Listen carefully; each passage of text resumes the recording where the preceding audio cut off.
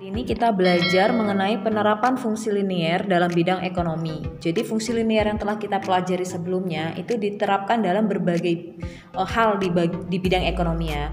Yang pertama adalah fungsi permintaan. Fungsi permintaan. Fungsi permintaan itu menunjukkan hubungan antara jumlah produk yang diminta oleh konsumen ya. Jadi ini berhubungan dengan jumlah produk tapi yang diminta konsumen. Jadi ini adalah sudut pandangnya si konsumen. Oke. Nah, hubungan antara jumlah produk yang diminta konsumen dengan variabel-variabel yang mempengaruhinya. Ya, variabel-variabel yang mempengaruhinya ini ada beberapa macam. Yang pertama adalah harga produk itu sendiri. Tentunya kalau suatu produk itu harganya murah, ya, pasti jumlah produk yang diminta konsumen itu akan bertambah, ya kan? Tapi kalau harga produk itu ternyata mahal, berarti jumlah produk yang diminta konsumen itu berarti akan rendah. Nah, itu harga produk, faktor pertama. Faktor kedua adalah pendapatan konsumen. Pasti ya, kalau pendapatannya semakin tinggi, pasti akan misalkan banyak masyarakat yang pendapatannya tinggi nih, maka jumlah produk tertentu juga pasti akan tinggi. Misalkan kayak produknya motor atau mobil. Nah, misalnya kalau jumlah pendapatan masyarakatnya itu rendah, berarti jumlah produk yang diminta konsumen itu juga pasti rendah. Faktor ketiga adalah harga produk lain yang saling berhubungan. Nah, harga produk lain yang saling berhubungan ini misalkan produknya itu adalah si susu sapi. Nah, susu sapi ini ternyata kan mahal nih. Nah, ada susu lain nih. Misalkan susu kedelai. Nah, susu kedelai ini ternyata lebih murah kan. Nah, orang akan cenderung manfaatnya antara susu sapi dan susu kedelai misalkan sama. Nah, orang akan lebih cenderung memilih susu kedelai daripada susu sapi. Terus yang kemudian harga produk yang diharapkan pada masa mendatang. Misalkan produknya beras nih.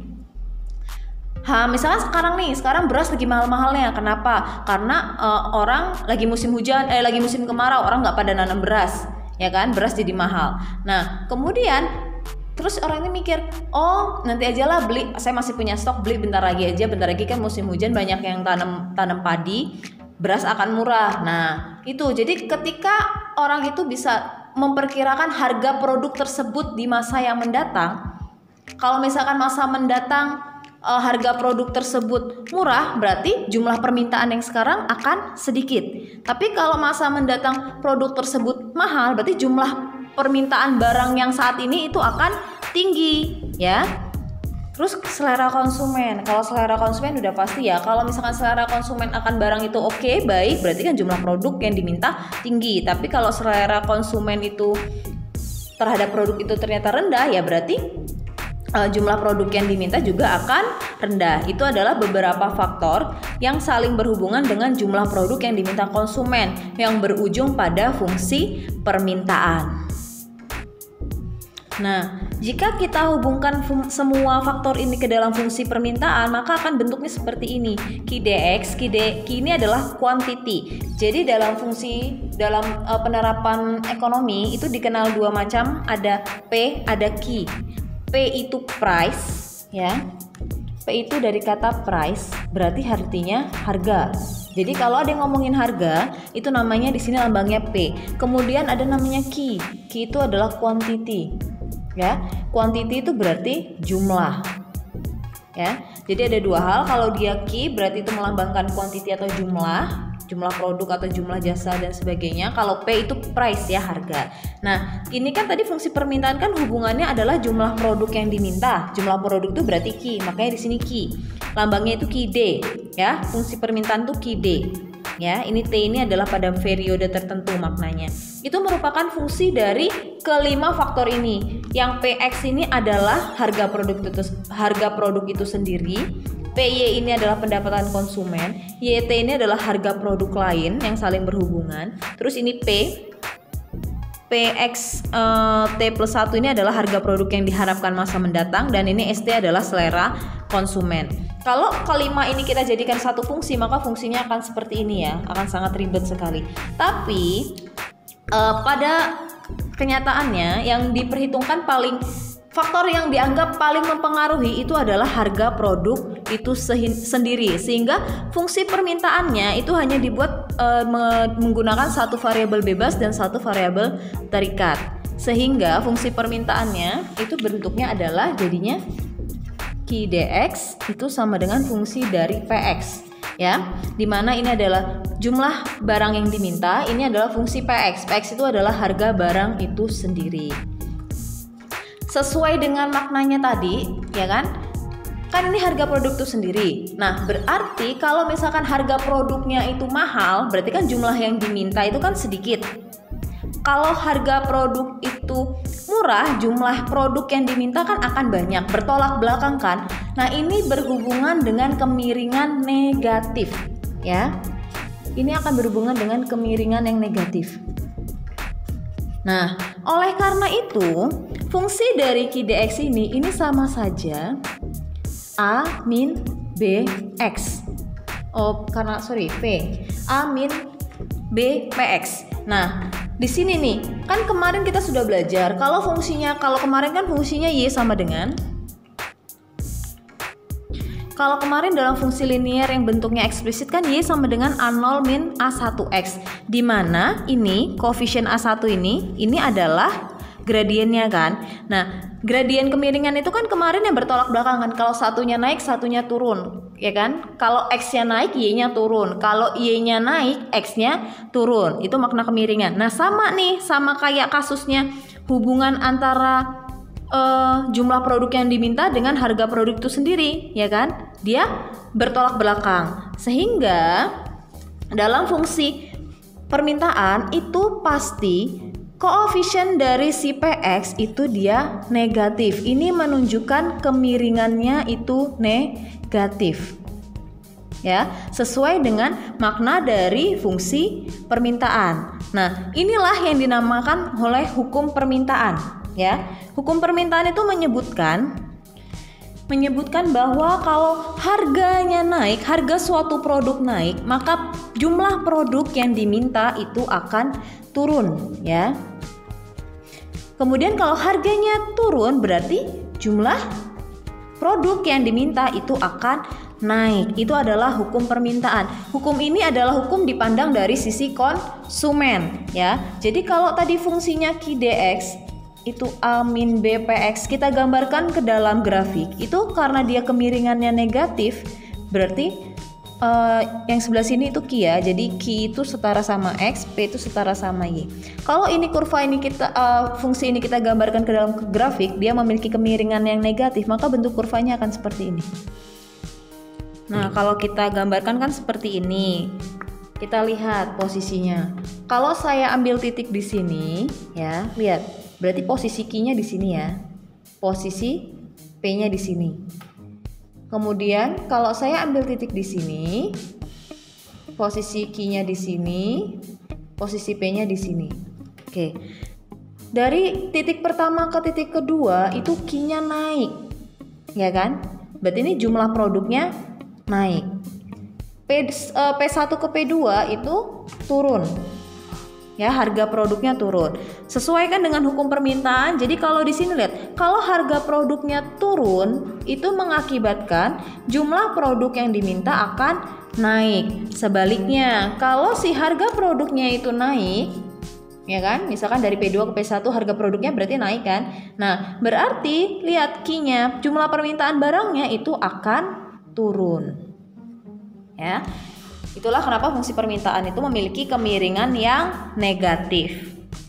Sekarang kita ke contoh aja gimana caranya membuat fungsi permintaan serta menggambarkan grafiknya, ya. Kita akan lihat apakah memang benar grafiknya menunjukkan kemiringan negatif.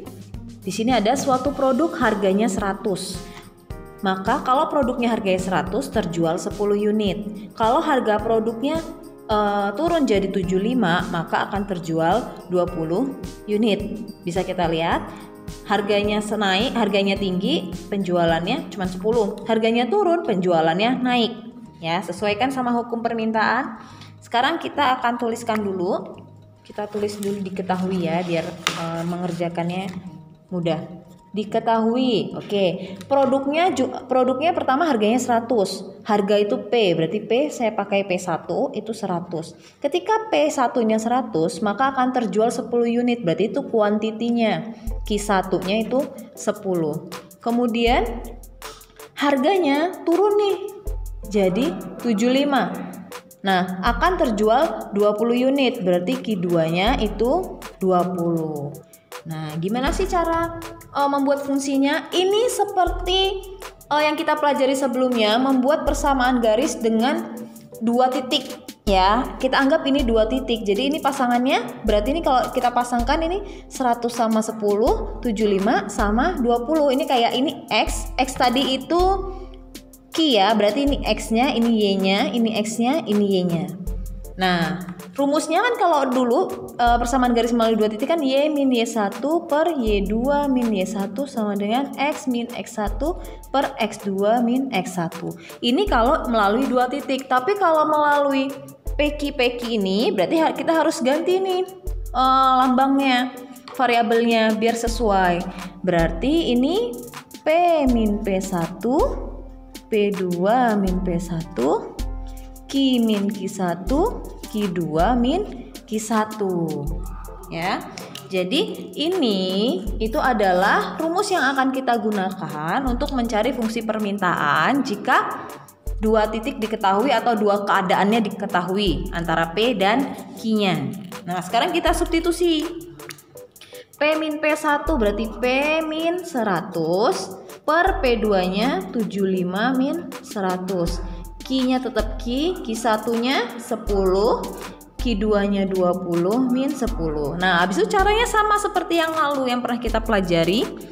Berarti ini tetap P min 100, ini 75 dikurang 100 min 25. Kemudian ini Q min 10 per 20 kurang 10. Berarti 10. Oke, terus kemudian kita kali silang. Ya. Berarti 10 dikali P min 10 min 100 dan min 25 kali Q min 10 ya. Berarti 10 kali P min 100 sama dengan min 25 dikali Q min 10. Oke.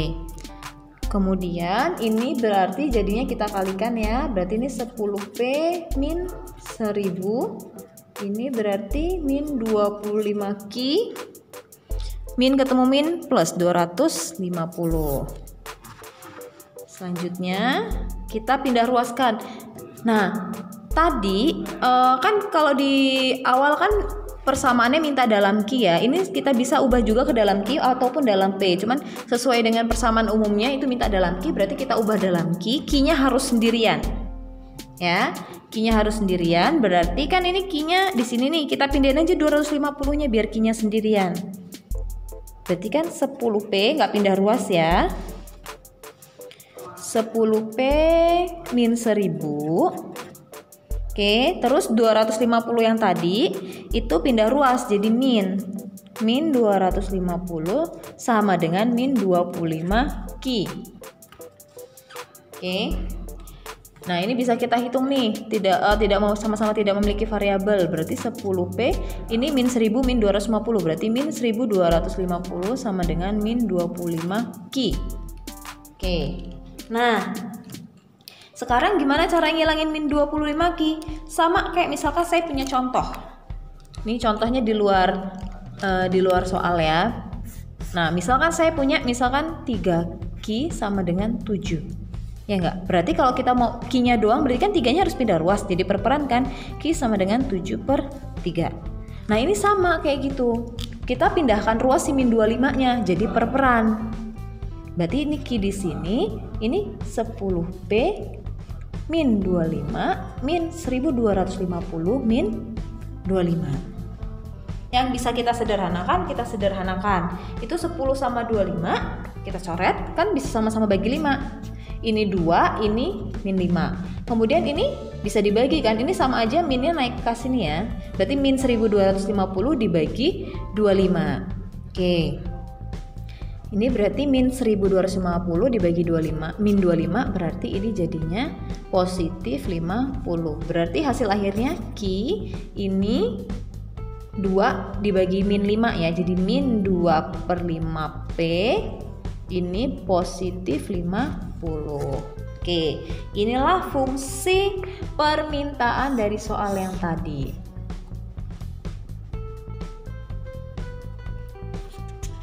Nah, sekarang kita akan menggambarkan grafiknya. Kita pindah dulu tadi hasil kita putar aja ya. Bisa jadi Q sama dengan min 2/5P ditambah 50. Oke, nggak masalah. Sekarang kita cari. Nah, kalau kita mau menggambarkan grafiknya, kita butuh dua titik, kan sumbunya sumbu Q sama sumbu P. Nah, kita butuh dua titik di sumbu Q dan sumbu P, sama kayak kemarin. Kalau kemarin kan kalau mau cari titik di sumbu X, Y-nya sama dengan 0. Kalau mau cari titik di sumbu Y, berarti X-nya sama dengan 0. Nah, ini sama konsepnya. Kalau kita cari titik potong, namanya tipot ya, di sumbu Q, itu berarti P-nya harus 0.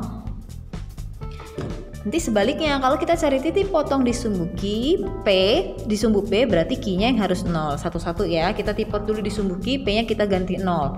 Berarti jadinya apa? Q sama dengan min 2/5 kali 0 tambah 50. Berarti Q sama dengan, ini pasti 0 tambah 50. Berarti Q sama dengan 50. Kita dapat titik pertama itu Q-nya 50. Oke, saya ingatkan Q itu penggantinya X, P itu penggantinya Y ya.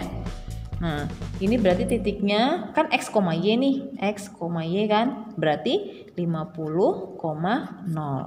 Kemudian berikutnya kita cari titik potong di sumbu P, berarti Q-nya yang harus 0.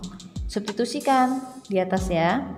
Ini kan Q sama dengan, berarti Q-nya jadi 0. Berarti 0 sama dengan min 2/5P tambah 50.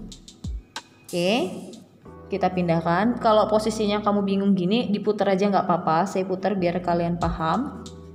50 sama dengan 0. Oke, kita mau cari P-nya, pindah ruas yang nggak ada P kan. Berarti min 2/5P sama dengan 0 min 50. 0 min 50 berarti min 50 ya. Saya ke samping aja. Berarti min 2/5P sama dengan min 50. P sama dengan, kayak yang tadi kan konsepnya jadi perperan kan. Berarti ini kan jadinya P sama dengan min 50 dibagi min 2/5. Atau paling enak kalau pecah-pecahan, pembagian pecahan kita buat jadi pembagian yang titik 2 biar kita bisa mengerjakannya. Ini sama dengan gini. Ya kan? Nah, pembagian pecahan dikali terus dibalik. Yang belakangnya kan jadi perkalian, terus yang belakangnya harus dibalik kan. Berarti ini min 50 dikali 5/min 2. Ya udah, kalikan terus dibagi 2 atau bisa langsung coret atas coret bawah asal tandanya sudah tanda kali. Ya. Berarti ini saya coret positif ya, negatif ketemu negatif itu positif, ini 25. Berarti 25 kali 5 itu 125. Berarti titiknya yang kedua itu 0,125. Sekarang kita ke grafik. Berarti ada ini kita anggap ini Q-nya, ini berarti P-nya. Titik yang pertama itu 50,0. Berarti Q-nya di 50, P-nya di 0, berarti kira-kira di sinilah. Nah, titik yang kedua itu 0,125. Berarti pasti kan jaraknya lebih besar daripada 50 yang 125 ya. Anggaplah di sini 125,0. Nah, kalau kita sudah dapatkan dua titik ini, kita tinggal menghubungkannya saja. Oke, dua titik ini. Nah, inilah grafik fungsi dari Q sama dengan min 2/5P ditambah 50.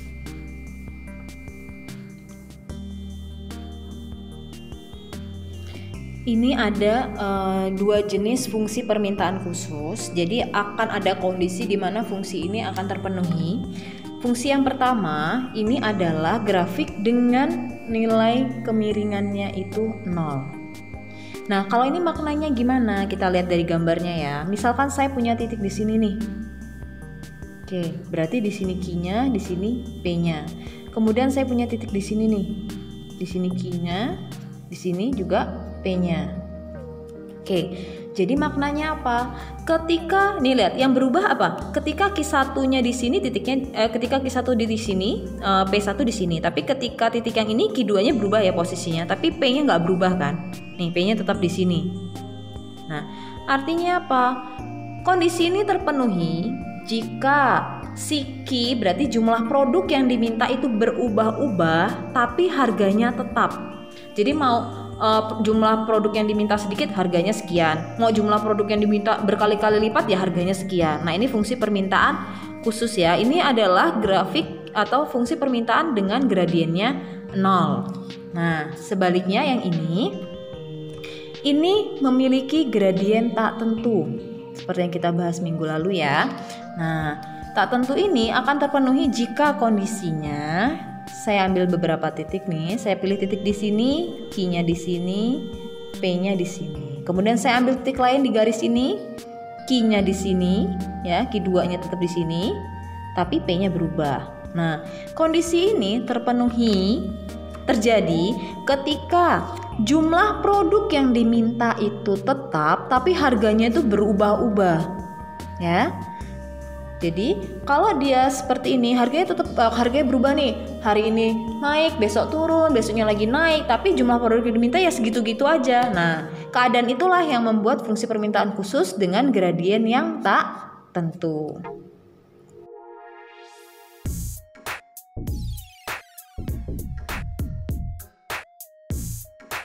Penerapan fungsi linear yang berikutnya yaitu adalah fungsi penawaran. Nah, kalau fungsi penawaran ini adalah hubungan jumlah produk yang ditawarkan produsen dengan variabel yang mempengaruhinya. Jadi kalau tadi fungsi permintaan dipandang dari sudut pandang konsumen, tapi kalau penawaran itu dipandang dari sudut pandang produsen, ya, berarti sudut pandang yang punya produk itu. Nah, ini ada beberapa variabel yang mempengaruhinya. Yang pertama adalah harga produk tersebut. Karena ini dipandang dari sisi produsen, berarti kalau misalkan harga barang itu lagi naik nih, berarti pasti kalau namanya produsen kan mau cari untung banyak nih, berarti kan jumlah produk yang ditawarkan akan semakin banyak atau semakin tinggi. Tapi kalau harga produk itu lagi turun, ya kan? Nah, pasti sebagai produsen atau penjual akan menawarkan produk itu semakin sedikit. Karena kan kalau harganya turun, nawarin banyak-banyak, pasti akan sedikit dapat untungnya ya. Jadi kalau harga produknya naik, jumlah produk yang ditawarkan itu naik. Tapi kalau harga produknya turun, berarti jumlah produk yang ditawarkan juga turun. Faktor yang kedua itu adalah tingkat teknologi yang tersedia. Nah, biasanya kan kalau di pabrik-pabrik, kalau tingkat teknologi yang tersedia semakin tinggi, itu kan akan memperbanyak jumlah produksi, ya kan? Daripada menggunakan tenaga manusia. Artinya apa? Jadi kalau tingkat teknologi yang tersedia itu tinggi, berarti kan jumlah produk yang ditawarkan juga tinggi, ya kan? Makin banyak produk yang bisa dibuatkan. Tapi kalau tingkat teknologi yang tersedia itu rendah, berarti jumlah produk yang ditawarkan itu juga sedikit. Kemudian faktor yang ketiga, harga dari faktor produksi yang digunakan. Nah, kalau ini misalkan kita punya usaha kue nih, ternyata kan ada harga dari faktor, berarti kan kalau kue kita butuh telur, misalkan butuh gula dan sebagainya. Nah, jika harga-harga misalkan telur gula tadi itu tinggi, ya kan? Terus berarti jumlah produk yang ditawarkan juga dia akan sedikit. Kenapa? Karena kan berarti untungnya kan makin sedikit kalau harga-harga bahan-bahan kebutuhannya, harga-harga untuk komplement atau komponennya itu naik, berarti kan untungnya sedikit, ya kan? Nah, berarti jumlah produk yang ditawarkan juga sedikit. Tapi kalau harga-harga komponennya itu lagi turun, nah dia bisa buat produk yang lebih banyak kan, karena akan lebih menguntungkan. Kemudian yang keempat itu ada harga produk lain yang berhubungan dalam produksi. Oke, kalau ini misalkan kayak yang tadi, yang saingan, misalkan tadi susu sapi sama si susu kedelai. Nah, misalkan ini si orang ini pengusaha susu kedelai, dia ngelihat nih, wah harga susu sapi lagi tinggi nih, berarti saya bisa menjual, karena sapinya lagi tinggi, berarti saya akan menjual si produk saya yang susu kedelai ini akan semakin banyak karena orang akan beralih ke susu kedelai, misalkan seperti itu. Tapi kalau misalkan harga susu sapinya lagi rendah, ya berarti saya akan menawarkan produk saya itu akan sedikit, karena pasti banyak yang nggak berminat akan beralih ke susu sapi ya. Jadi kalau harga produk lain yang berhubungan itu rendah, berarti jumlah produk yang ditawarkan itu sedikit. Tapi kalau harga produk lain itu tinggi, berarti jumlah produk yang ditawarkan akan semakin banyak. Kemudian yang kelima itu harapan terhadap harga produk yang akan datang ya. Oke, misalkan penjual emas mikir nih, oh bulan depan itu lebaran berarti harga emas akan naik. Nah, kalau lebaran harga emas akan naik, berarti dia mending jual emasnya pas lebaran. Berarti pada saat ini, pada sekarang, dia jumlah produk yang ditawarkan akan sedikit. Ya, tapi kalau kedepannya ternyata, wah emas murah nih, gara-gara paceklik emas murah nih. Berarti sekarang itu kan emasnya lagi naik. Nah, berarti dia menawarkan jumlah produk ini sekarang ini akan semakin banyak ya. Jadi kalau harga di masa datangnya itu tinggi, berarti jumlah produk yang ditawarkan sekarang ini sedikit. Tapi kalau harga yang masa datangnya itu rendah, berarti jumlah produk yang ditawarkan itu juga akan tinggi di saat sekarang. Nah, faktor-faktor ini kalau kita buat ke dalam satu fungsi itu jadi seperti ini ya. Jadi banyak variabelnya dia 1, 2, 3, 4, 5 sesuai dengan faktornya ya. Nah, fungsi penawaran itu karena ini jumlah produk, berarti ini fungsinya juga dalam key ya. Key S. Jadi kalau D itu demand itu permintaan, kalau S ini supply itu penawaran. Jadi kalau key D itu untuk permintaan, kalau key S itu untuk penawaran ya dari supply. Ya, itu adalah fungsi dari kelima variabel ini tadi. Tapi ada satu faktor yang paling berpengaruh, yaitu harga produk tersebut.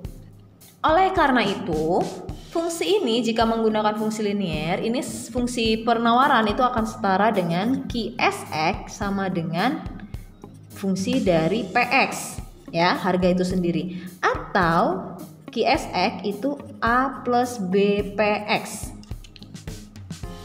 Bisa kalian lihat di sini, ini fungsinya mirip yang tadi, cuman bedanya kalau tadi permintaan itu koefisien di depan PX itu negatif, tapi kalau penawaran koefisien di depan PX ini positif, artinya dia punya kemiringan yang positif. Ya, ingat seperti kemarin, kalau positif itu maknanya kalau X-nya naik, Y-nya naik, kalau X-nya turun, Y-nya turun. Nah, ini sesuai dengan fungsi penawarannya. Kalau misalkan harga produk itu lagi tinggi, jumlah yang ditawarkan kan tinggi. Tapi kalau harga produk itu lagi rendah, jumlah yang ditawarkan itu akan sedikit. Nah, ini sesuai dengan hukum penawaran. Jadi, hukum penawaran itu bunyinya, saya ingatkan lagi ya, penawaran dipandang dari sisinya produsen.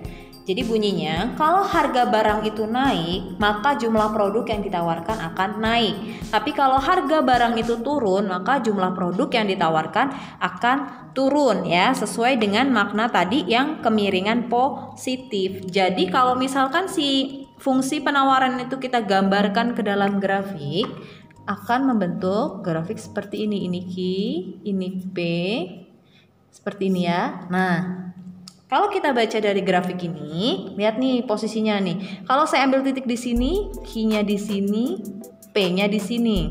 Kalau saya ambil titik di sini, Q-nya di sini, P-nya di sini. Artinya apa? Kalau misalkan Q-nya naik nih, dari Q1 ke Q2 kan naik ya, maka P-nya akan naik ya. Jadi kalau si harganya ini naik, berarti jumlah produk yang ditawarkan akan naik juga atau bertambah. Tapi sebaliknya, kalau harganya turun nih arahnya saya balik ya. Kalau harganya turun dari sini ke sini kan, dari ini ke sini, berarti ini si jumlah produk yang ditawarkan juga akan menurun ya. Oh iya, mengingatkan kalau dalam grafik, dalam penerapan di ekonomi itu yang dipakai hanya di kuadran 1. Kuadran 1 itu artinya yang Q-nya positif dan P-nya positif. Kan sebenarnya kan kalau diagram Cartesius seperti ini ya. Ini kan 0 di tengah. Nah, kalau dalam ekonomi, di sini Q, di sini P. Nah, ini kan daerah positifnya sebelah sini nih. Ini dan ini kan positif. 0 ke kiri kan ini negatif. Ini ke sini kan negatif. Sehingga kalau dalam grafik ekonomi itu yang kita ambil itu hanya grafik di kuadran satunya, hanya di daerah sini aja. Ya.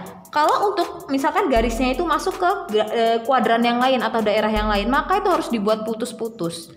Kenapa? Karena maknanya itu misal nih saya punya garis nih di sini. Nah, di sini nih garis di kuadran yang lain ini misalnya saya perpanjang gini. Itu harus dibuat putus-putus. Kenapa? Karena itu tidak bermakna. Kenapa tidak bermakna? Karena misalkan di sini nih saya ambil titik ini. Titik ini lihat, di sini P-nya, di sini Q-nya. Q itu kan jumlah barang. Jumlah barang kalau negatif itu maknanya apa? Kan kalau jumlah barang itu 0 berarti tidak ada barang. Nah, kalau barang itu negatif itu berarti tidak punya makna. Harga juga demikian. Harga itu ya ada harga. Kalau 0 berarti itu barang itu tidak punya harga. Nah, kalau harganya negatif dia tidak bermakna dalam ekonomi. Nggak ada harga minus dan nggak ada jumlah barang itu juga minus ya. Sehingga kalau dalam grafik ekonomi itu yang diambil di kuadran 1, sisanya dibuat putus-putus karena dia tidak bermakna. Kita ke contoh ya. Saya bacakan.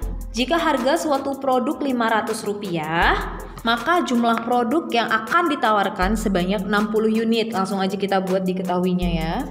Harga produknya pertama itu 500. Ketika harga produknya 500, jumlah produk yang ditawarkan itu 60. Kemudian kalau harganya meningkat, ternyata harga barangnya lagi naik nih. Harga barangnya meningkat jadi 700, produk yang ditawarkan itu 100 ya. Ini sesuai sama hukum penawaran ya. Kalau harganya naik, jumlah yang ditawarkan juga naik. Yang diminta adalah fungsi penawarannya dan diagramnya. Nah, cara kerjanya sama kayak fungsi permintaan sebelumnya. Jadi ini nggak susah, kita pakai yang 2 titik ya, mencari persamaan garis melalui 2 titik. Tadi rumusnya kan P min P1, P2 min P1 sama dengan Q min Q1 per Q2 min Q1. Kita substitusikan langsung. P min 500 per 700 min 500 sama dengan Q min 60 per 100 min 60. Kita hitung ya. P min 500, 700 kurang 500, 200. Q min 60, 100 kurang 60 itu 40. Kemudian kita kali silang kayak yang sebelumnya. Berarti ini 40 P min 500 sama dengan 200 Q min 60. Oke, kemudian kita kalikan semuanya, berarti 40-nya kali P kali 500, 200-nya kali Q kali 60. Berarti ini 40 kali P, 40P, 40 kali min 500 berarti min 21, 23, 1, 2, 3. Kemudian 200 dikali Q, 200 Q. Kemudian 200 kali min 60, min 12, nolnya ada 3. Oke, nah tadi kan fungsi penawaran juga dalam Q ya, berarti kita pindah sih 12.000-nya, 200 Q-nya biarin dulu. Ini berarti 40P min 20.000 min 12.000 pindah ruas jadi plus 12.000 sama dengan 200 Q. Ini berarti 40P ini min 20.000 plus 12.000 berarti min 8.000 sama dengan 200 Q. Oke. Nah, ini kan Q-nya mau dibuat sendirian kayak tadi ya sistemnya. Berarti Q-nya harus pindah ruas jadi pembagian. Berarti jadinya gimana? Berarti 40P per 200 min 8.000 per 200 kebanyakan sama dengan Q. Oke. Kita kecilkan 40 sama 200-nya sama-sama bisa dibagi 40, berarti ini 1, ini 200 bagi 45. Ini berarti negatif 8.000 dibagi 200 ya, berarti ini 40. Oke, berarti hasil akhirnya 1/5P min 40 sama dengan Q. Atau Q sama dengan 1/5P min 40. Saya tukar nggak apa-apa ya posisinya, biar enak membacanya sesuai dengan persamaan umumnya. Nah, lihat koefisien P-nya positif 1/5 kan. Nah, ini menunjukkan ini sesuai dengan persamaan umum fungsi penawaran yang memiliki kemiringan positif. Sekarang kita akan menggambarkan ke diagram. Nah, kita akan menggambarkan caranya sama kayak tadi. Kita cari titik potong di sumbu Q sama kita cari titik potong di sumbu P. Pertama, tipot sumbu Q, berarti P-nya harus 0. Substitusikan ya, langsung berarti 1/5 dikali 0 min 40. Pasti 0 kan, berarti Q sama dengan min 40. Berarti titiknya itu min 40,0 ya. Q itu X, P itu Y. Kemudian tipot berikutnya itu adalah tipot sumbu P. Berarti Q-nya harus 0. Langsung kita substitusikan, berarti 0 sama dengan 1/5 P min 40 ya. Kita pindah ruas, berarti kita posisinya kita pindah aja biar ngitungnya enak gini. Oke, kita mau cari P, pindah ruas lagi, berarti 40 nya pindah ya, karena kita mau cari P nya. Berarti ini 40 positif ya, karena tadi min, pindah ruas jadi positif, berarti P sama dengan 40/1/5 atau 40 dibagi 1/5 atau 40 dikali 5/1. Oke, berarti 40 kali 5 itu 20, berarti 200. Berarti titiknya itu 0,200. Sekarang kita gambar.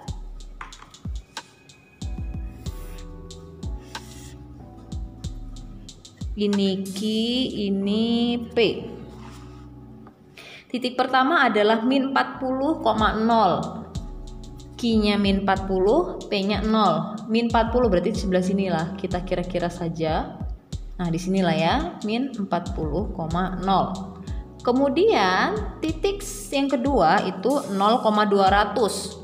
Ya, Q-nya 0, P-nya 200. Berarti Q-nya 0, P-nya 200, sekitar sinilah. Ini 0,200. Nah, kemudian lihat, ini kan ada di kuadran.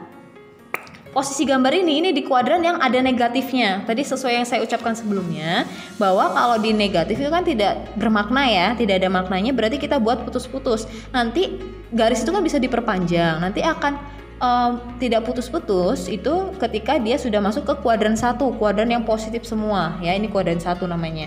Oke, ini berarti kita putus-putus. Nah, di sini baru kita gambar garis lurus. Oke. Nah, inilah grafik dari fungsi Q sama dengan 1/5 P min 40.